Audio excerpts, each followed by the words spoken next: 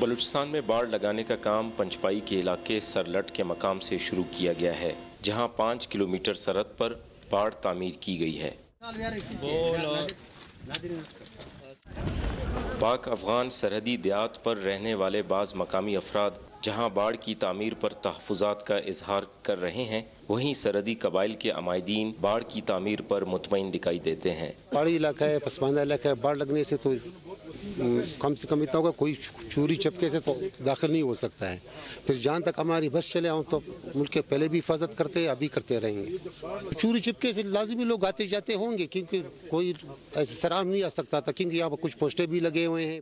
हुक्काम के मुताबिक पाकिस्तान ने सरहद पर सिक्योरिटी की इंतजामात को बेहतर बनाने के लिए 1200 किलोमीटर सरहद पर बाड़ लगाने के साथ 250 किले और 1500 वॉच टावर बनाने का फैसला किया है। वज़ीर आला बलूचिस्तान के बकौल इन इलाकों में दुश्वार गुजार रास्तों को इस्तेमाल करते हुए शिद्दत पसंदों की आमद का खदशा रहता है, जो कि इलाके और बिलखुसूस कोयटा शहर में होने वाले पुरतशद्दुद वाक़ियात का सबब बनते हैं। ज़रूरत इसलिए पड़ी कि दहशतगर्द ईज़िली यहाँ पे हमारे आ जाते थे, ख़ासकर कोयटा में, और दहशतगर्दी करते थे, तो इसकी ज़रूरत भी था। और हम फोकस यही था कि इसको ये फेंसिंग बॉर्डर है, इसको हम लगा दें।